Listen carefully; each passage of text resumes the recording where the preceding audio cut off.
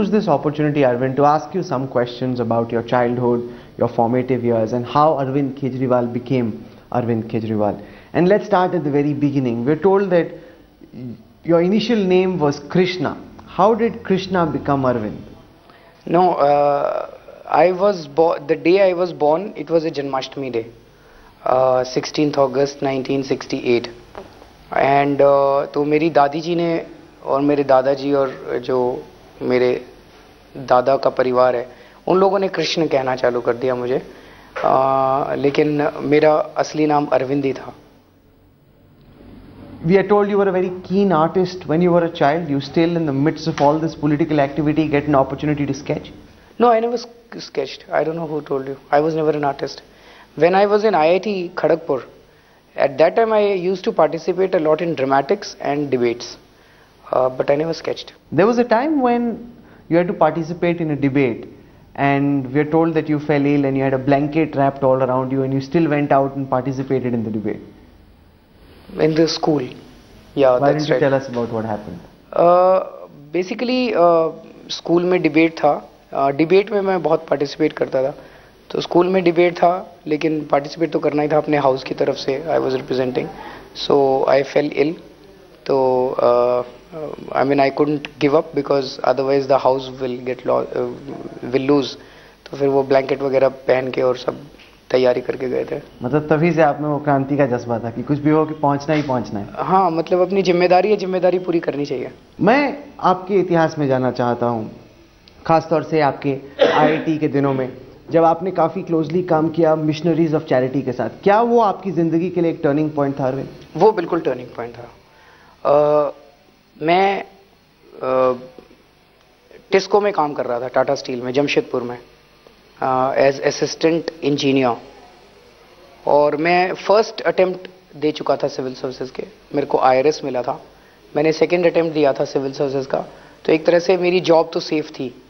Second attempt में mains के exam देने के बाद फिर मैं टाटा स्टील में उनके पास गया. फिर मेरा मन भर गया था.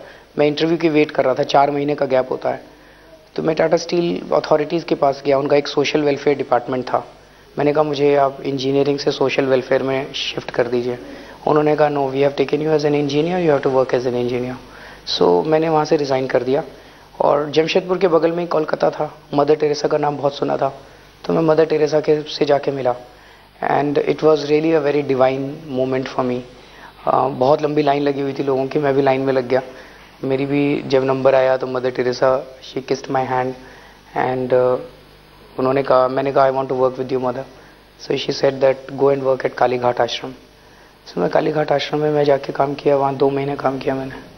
कहाँ पे आपको ये फीलिंग आई कि मिशनरीज ऑफ चैरिटी के साथ या मदर टेरेसा के साथ या सोशल वेलफेयर में आपको काम करना है? क्योंकि आप वैसे कोशिश कर रहे थे एक IAS ऑफिसर बनने की. IAS का एग्ज़ाम भी इसीलिए दे रहे थे. देखिए, ये कहाँ से शुरू हुआ मुझे नहीं पता. IIT में जब फाइनल ईयर का वो दिया, my CGPA was not bad. It was more than 8.5, which is suppose to be a pretty decent one. तो मैं अगर चाहता तो मैं अब्रॉड जा सकता था बड़े आराम से. Lots of my batchmates went abroad for higher studies and for making a career in US. लेकिन एक कहीं ये था कि अपने देश के अंदर रह के देश के लिए कुछ करना है. तो आई स्टेट बैक. उसके बाद जब टाटा स्टील ज्वाइन किया तो सिविल सर्विसेज बहुत सारे लोग दे रहे थे. तो तब सिविल सर्विस का एग्ज़ाम इसीलिए दिया था कि IAS बन के देश के लिए कुछ करेंगे. और मैं समझता हूँ कि कई सारे लोग IAS का एग्ज़ाम इसीलिए देते हैं कि अंदर जाएंगे तो कुछ करेंगे. तो अंदर जाके कुछ करने की भावना से ही वो एग्ज़ाम दिया था. तो फिर जब मेंस के बाद इंटरव्यू का टाइम था तो सोचा कि टिस्को में टाइम क्यों ख़राब किया जाए नौकरी करके. Why not do something with mother Teresa. When you were in government, was there one moment, Arvind, which made you feel that no, I'm not being able to serve the purpose that I wanted by joining the government services? Any one moment which made you say enough is enough, I can't be a government bureaucrat? मैं एक चीज़ कहना चाहूँगा. मैंने income tax में काम किया. Income tax department ऐसा है, अगर आप ईमानदारी से काम करना चाहते हैं आप कर सकते हैं. मेरे को किसी ने परेशान नहीं किया. मैंने बिल्कुल ईमानदारी से काम किया. बहुत सारे लोग हैं जो बेईमानी करते हैं इनकम टैक्स में, लेकिन आप इनकम टैक्स डिपार्टमेंट में न केवल ईमानदारी से काम किया, मुझे अच्छी अच्छी पोस्टिंग्स भी मिली.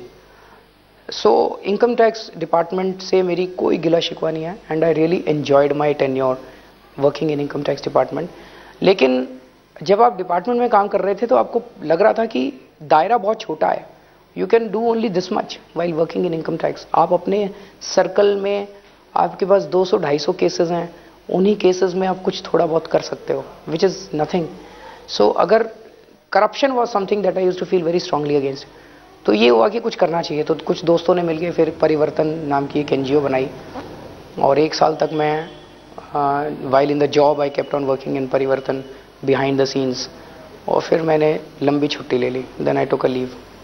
आपने जिन लोगों के साथ अपने एनजीओ करियर की शुरुआत की, अरुणा रॉय हुए, बाकी लोग भी जो आपके साथ आगे चल के जुड़े, किरण बेदी, अन्ना हजारे, वो सब आपसे अलग हो गए।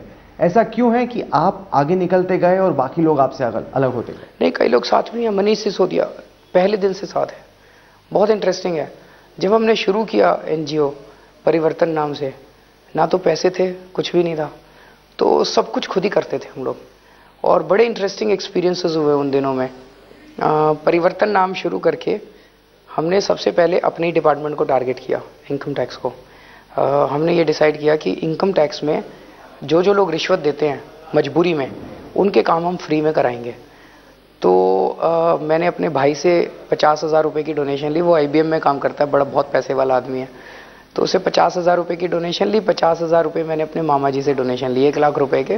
पूरे दिल्ली में हमने बैनर लगा दिए कि अगर इनकम टैक्स डिपार्टमेंट में आपसे कोई पैसे मांगता है तो आप हमें बताओ, हम आपका काम फ्री में करा देंगे। दिस इज हाउ परिवर्तन started. How many people responded? About 800 people. आपने सबका काम फ्री में कराया? सबका काम फ्री में। कितनी देर में? 1 साल लगा था। तो आपके जो ऑफिसर्स थे जिनके साथ आप पहले काम करते थे, उनका क्या? उनको पता नहीं चला 1 साल तक कि आई वॉज बिहाइंड इट। ये 3-4 साल बाद लोगों को पता चला कि वो इनकम टैक्स वाला जो परिवर्तन था उसके पीछे अरविंद था। वो there was colonel Pandey, there was Kailash Goduka, Manish Sisodia, ये उस परिवर्तन का चेहरा थे। मैं पीठ पीछे काम कर रहा था। तो उन दिनों के बड़े अच्छे इंटरेस्टिंग एक्सपीरियंसेस। एक वेबसाइट बनानी थी, वेबसाइट बनवाने के पैसे ही नहीं थे हमारे पास। तो मैं इंजीनियर हूँ, तो थोड़ा बहुत आता था, तो एक प्रोग्रामिंग की किताब लाके खुद ही पढ़ा, खुद ही वेबसाइट बनाई परिवर्तन की। उस परिवर्तन की वेबसाइट बनाने पे हमने लिखा, do you want to volunteer? तो सबसे पहला वॉलंटियर का रजिस्ट्रेशन जिसने किया था, that was Manish Sisodia. That's how I met Manish Sisodia. तो जब वेबसाइट बनाई और पहला किसी ने रजिस्टर किया, तो हमारे लिए बड़ी बात थी कि किसी ने वॉलंटियर के लिए रजिस्टर किया। तो हम सारी मिलके मनीष सिसोदिया के घर गए उसको इनवाइट करने के लिए एज अ वॉलंटियर, कि आप हमारे वॉलंटियर हैं। उसी तरह से बड़ा इंटरेस्टिंग हुआ कि हमारे पास थोड़े से पैसे थे, 1 लाख रुपए थे, और बैनर खूब थे बना करने थे। तो रात को हम लोग खुद पोल्स के ऊपर चढ़ चढ़ के, आपको याद है पहले दिल्ली में कपड़े के खूब बैनर लगा करते थे, अब तो बैन हो गए वो।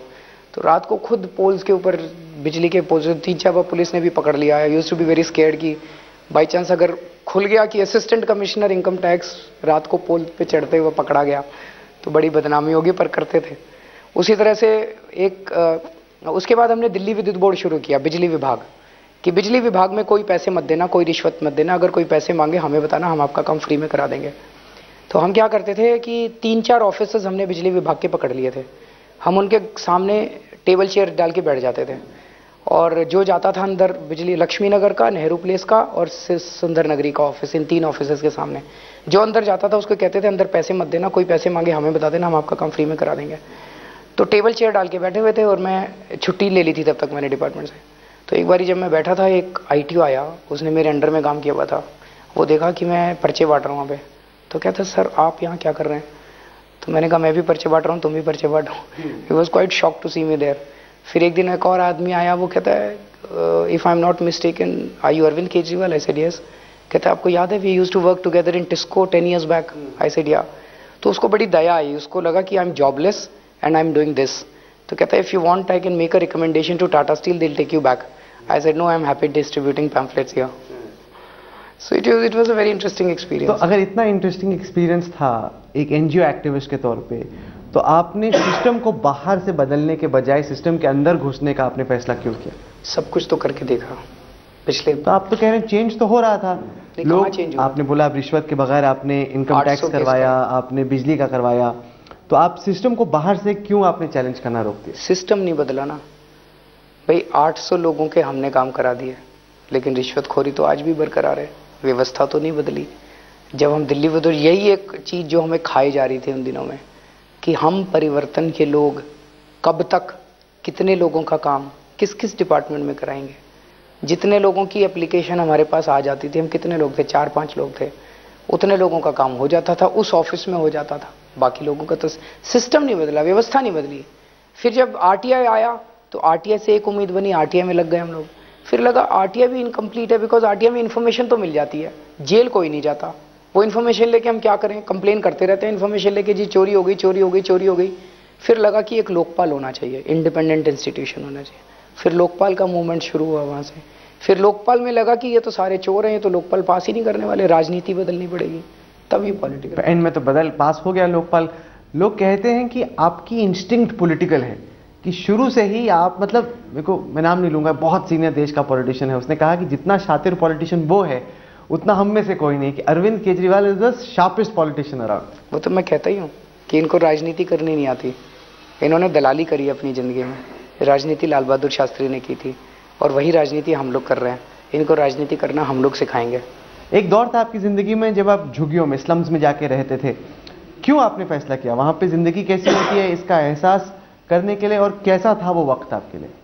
बहुत इंटरेस्टिंग था। वो लोग बहुत अच्छे हैं, इस देश के लोग बहुत अच्छे हैं। मैं केवल झुग्गी वालों के लिए नहीं कहूँगा, अमीर लोग, गरीब लोग, सब बहुत अच्छे हैं।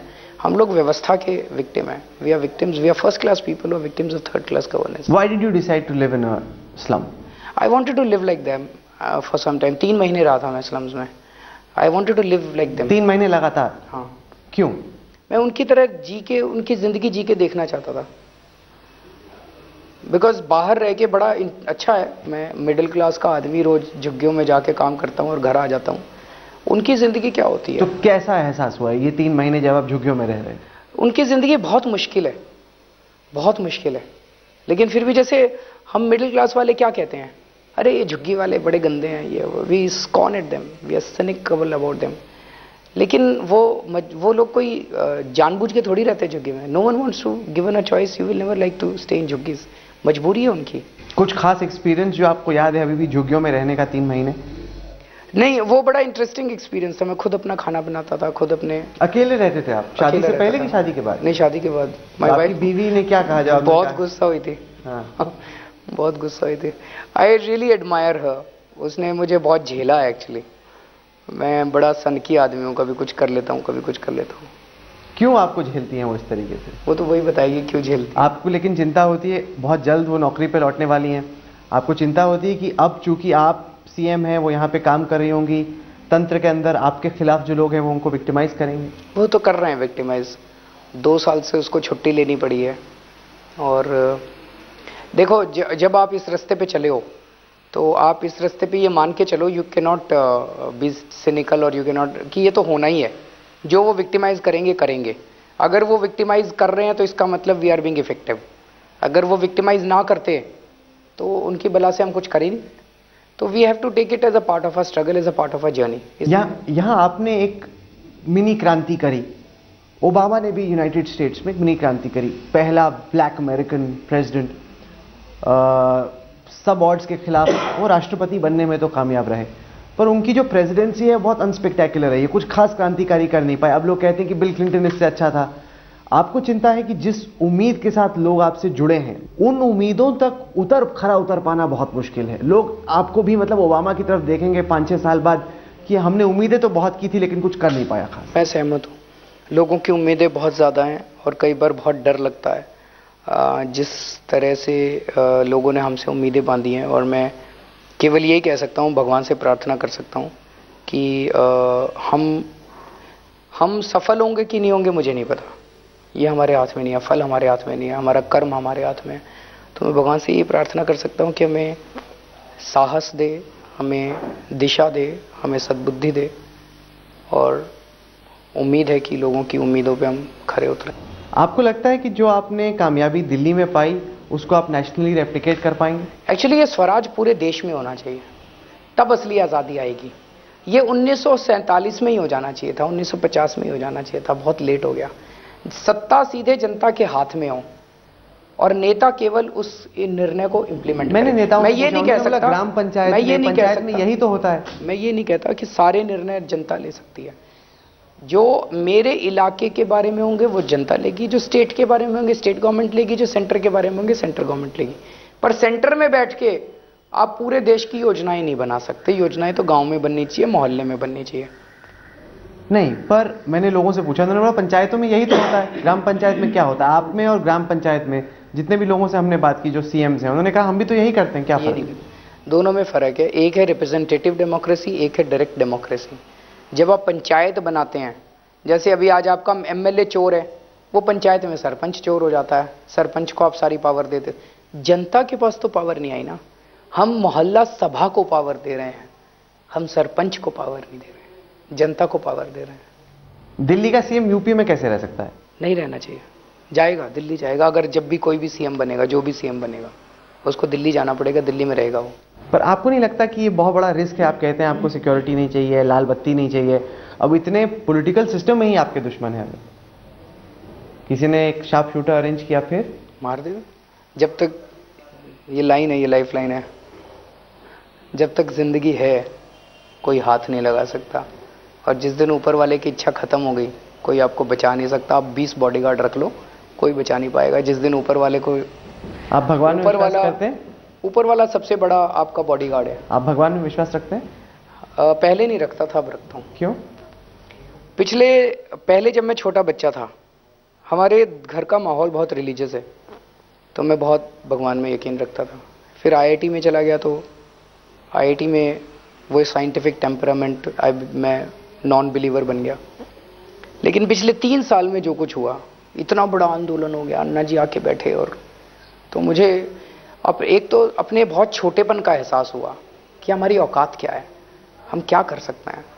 इतना बड़ा जो आंदोलन हुआ, कुछ ना कुछ तो कुदरती शक्ति है, कुछ ना कुछ तो भगवान कह लीजिए, उसको अल्लाह कह लीजिए या कुदरत कह लीजिए, कुछ ना कुछ तो है जो ये करवा रहा है। Something very divine is happening in this country.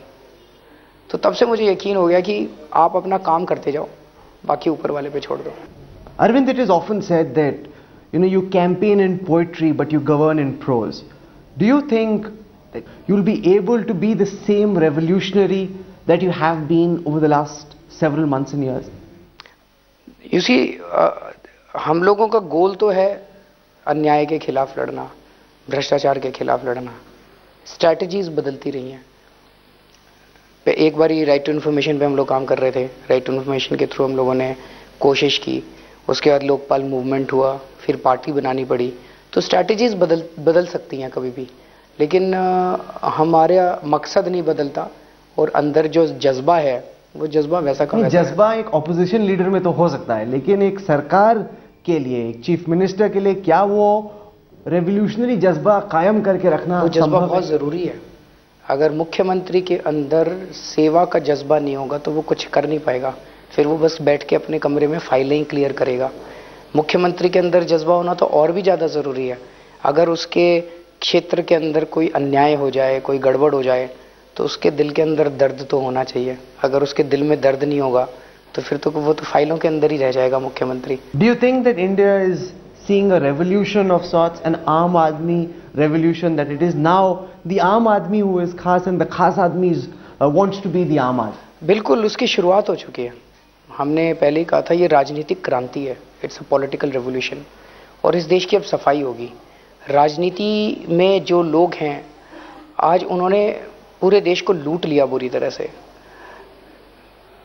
राजनीति लाल बहादुर शास्त्री ने की थी, राजनीति बाबा साहब अम्बेडकर ने की थी, राजनीति सरदार पटेल ने की थी। राजनीति एक बहुत अच्छी चीज़ है, बहुत पवित्र चीज़ है। राजनीति का मतलब है देश की सेवा करना, देश के लिए मर मिटना, उसको राजनीति कहते थे। उन दिनों में जब कोई राजनीति करने जाता था तो कहते थे देश की सेवा करने जा रहा है। आज ये लोग जो हैं ये राजनीति नहीं कर रहे, दलाली कर रहे हैं। तो आज हमारे देश के अंदर उस राजनीति को आज हमारी देश की सभी समस्याएं, आज शिक्षा खराब है क्योंकि राजनीति खराब है, आज सड़कें खराब है क्योंकि राजनीति खराब है, आज लोगों को पानी नहीं मिलता क्योंकि राजनीति खराब है, बिजली के बिल बढ़े हुए हैं क्योंकि राजनीति नेता पैसे खा रहे हैं। हर चीज़ की जड़ में राजनीति है। अब इस देश के अंदर राजनीतिक क्रांति शुरू हुई है, पॉलिटिकल रेवोल्यूशन शुरू हुआ है। इस देश की राजनीति अब साफ होनी पड़ेगी। अरविंद, हमसे बात करने के लिए आपका बहुत बहुत धन्यवाद। शुक्रिया। We wish you all the best.